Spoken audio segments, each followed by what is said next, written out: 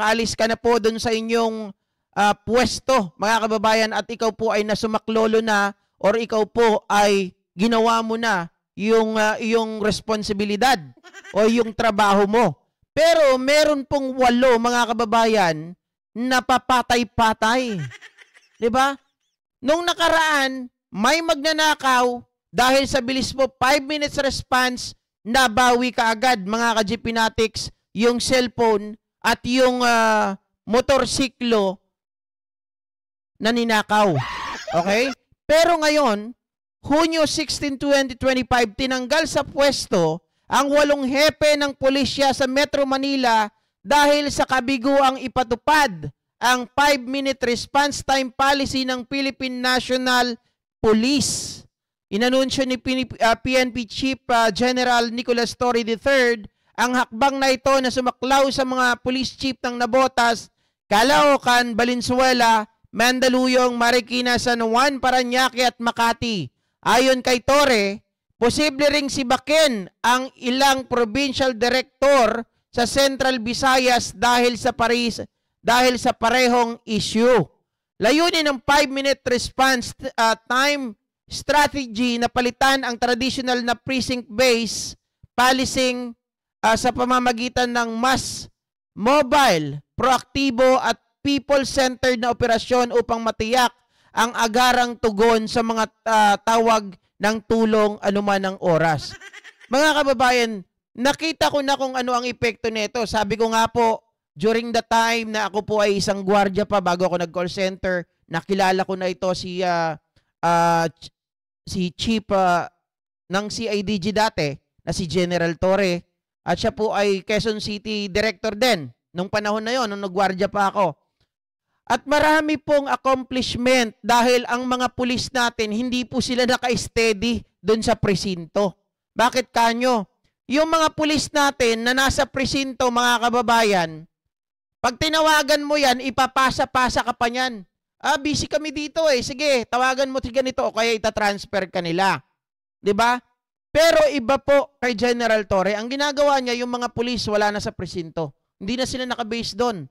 Sila po ay nag-roving. Sila po ay talagang umiikot sa lugar, sa area. So, bukod dun sa may mga tao sa labas o mga pulis sa labas, meron pang mga umiikot. So, may mga radyo yan. Sila lang ang nagkukontakan. Halimbawa, merong magnanakaw dito at nakalagpas sa kanilang site, sa kanilang paningin, itatawag lang doon. Makukorner na yon. Pero ngayon, mga kababayan, siguro kaya po tinanggal ni General Torre itong mga ito dahil kukupad-kupad. Imbes na magawa ng paraan o masawata yung mga magnanakaw o yung gumagawa ng hindi maganda ay nakawala pa. 'Di ba? Oh, sabi dito, binigyan din ni Torre ng mahalaga ang aktibong pamumuno ng mga hepe. I want them to actually command not only figuratively but literally. They can issue the command over the radio or in a communication that they prefer. Oh, nagbabala rin siya na ibababa sa 3 minuto ang target response time sa loob ng susunod na 3 buwan. Matinik talaga itong si Torre.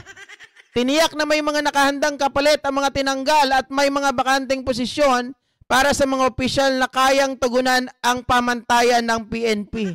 Nahilig kasi sila dati, mga kababayan, yung tutulog-tulog talaga, ano? No? Pupungas-pungas. May tatawag, pupungas-pungas pa ng mata. Teka lang. Bagong gising pa ako. Mamaya na, magsisipilyo muna ako, magkakape muna kami. Wala na, pagpunta doon sa area, mga kababayan, ng pinangyarihan ng krimen, wala na. Oh. Pakinggan naman po natin ang pahayag ng ating magiting na general para nang sa ganon, mga kababayan, ay kakuhanan po natin ng aral. Kapulutan pala.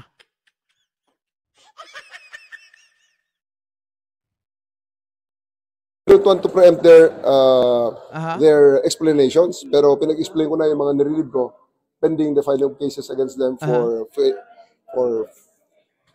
failure to comply with a very simple directive of the Chief PNP. Sorry, for the record lang, walo in what area?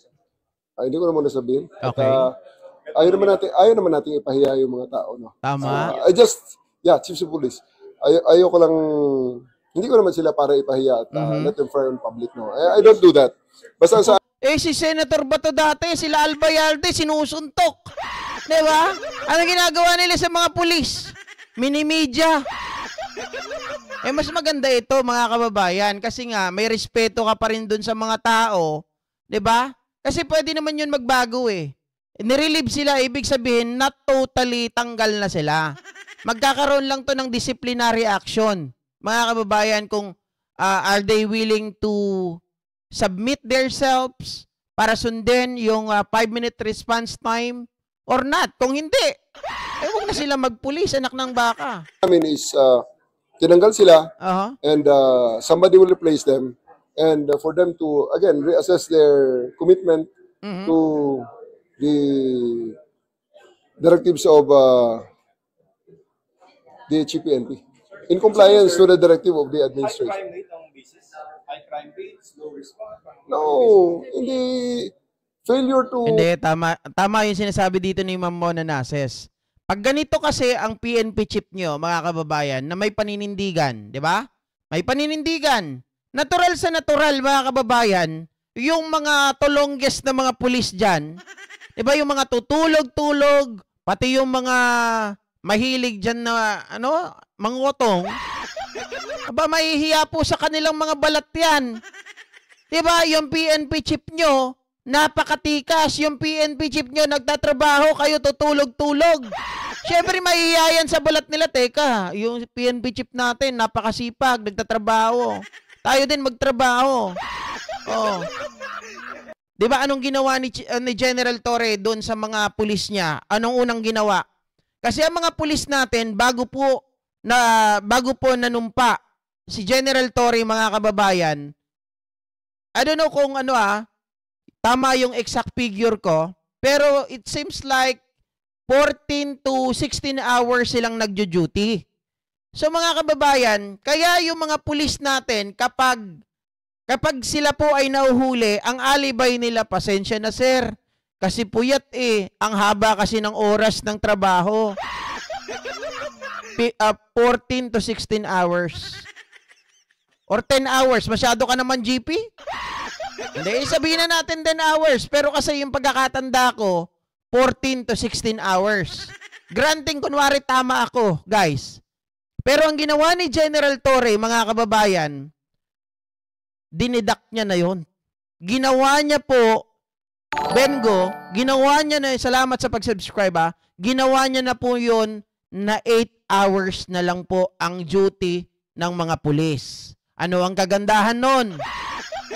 Siyempre, mga kababayan, unang-una, merong sapat na oras para ilaan ng mga pulis yung oras nila sa kanilang pamilya. May sapat na oras din sila para matulog. Diba? Para kapag sila po ay duty, mga kababayan, sila po ay matikas. Sila po, mga kababayan, ay merong lakas para humabol doon sa mga magnanakaw. Diba? Sila ay, kumbaga, physically fit, yung utak nila fit din. Kumbaga buhay na buhay yung kanilang baka mamaya mga ka-GP Natics na sobrang antok. Naku po, imbis na sila ang makabarel o makahuli doon sa magnanakaw, kagaya nung nangyari nung mga sorry na lang to say this, pero yung mga pulis ni Bato nung nakaraan, nakikita ko, sila pa yung nauunahan. Diba? Dahil nga tutulog-tulog sa pansitan.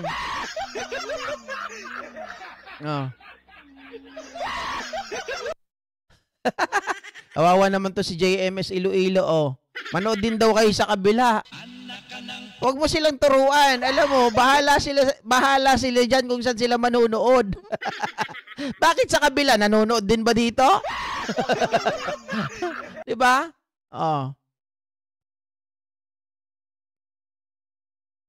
Hindi.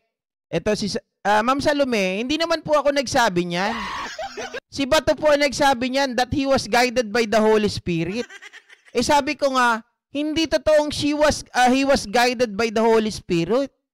He was guided by the evil spirit, kamo. Diba? Oh. Failure to pass the 5 minutes response test. Very simple. Kailan Metro Manila?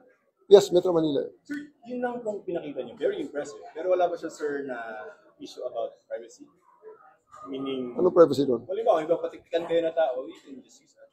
Hindi naman kami amin. Hindi naman. Wala namang ganun eh. Ngayon yung serious sa paano nga, sir? Baka mamaya, di ba? I mean, wala namang crime, pero you just wanna look out for certain people. Guys, all the cameras are in public spaces. Nasaan ang privacy ron? So, that's monitoring. Hindi naman close surveillance yan eh. That's monitoring of public places. Anong gusto nyo?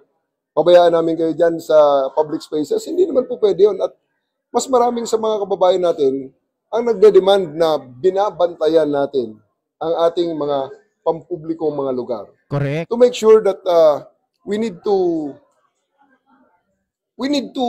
monitor and even preempt.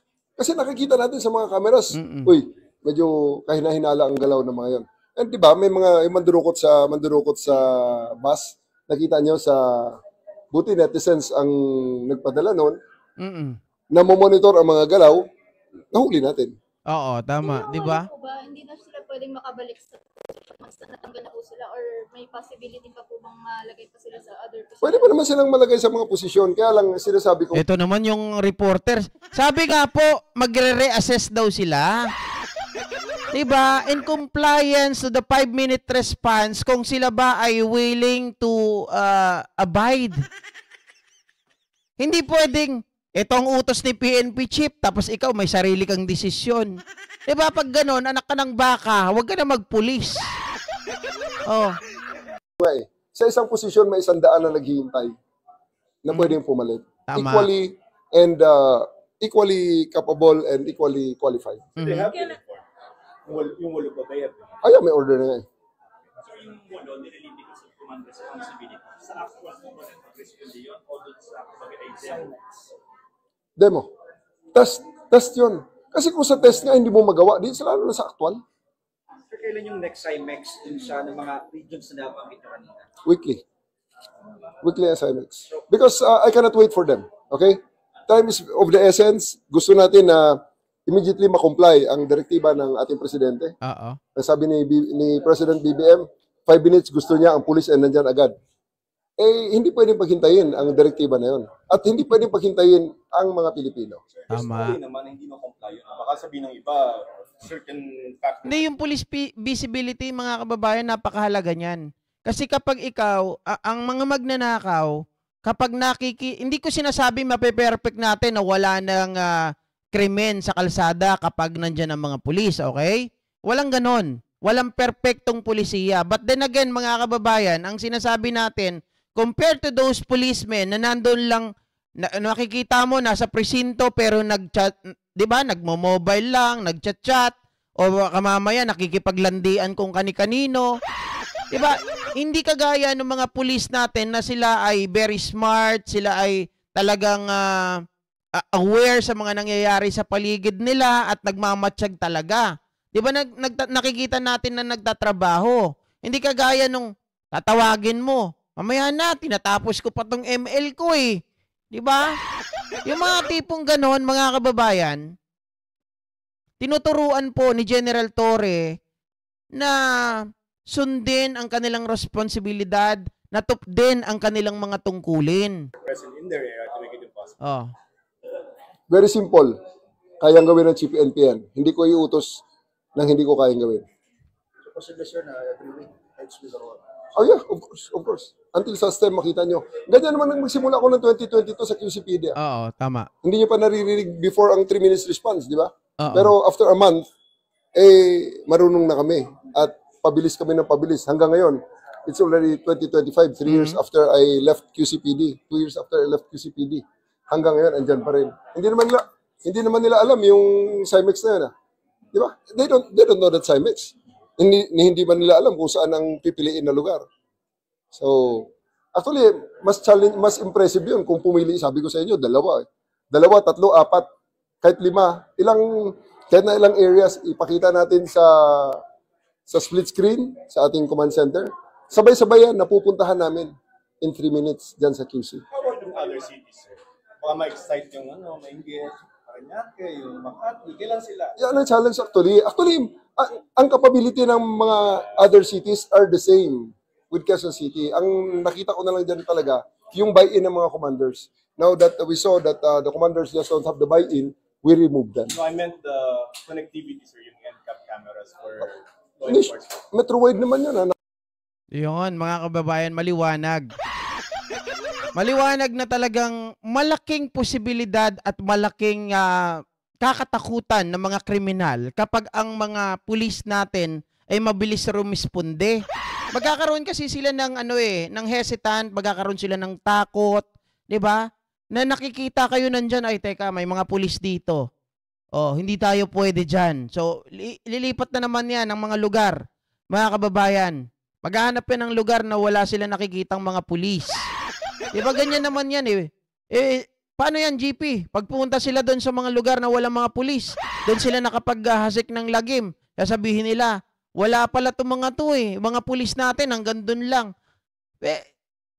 Ganun nga Ibig sabihin, yung mga kulang, yun ang pupunon. Yun yung mga pupunan at lalagyan ng mga tao.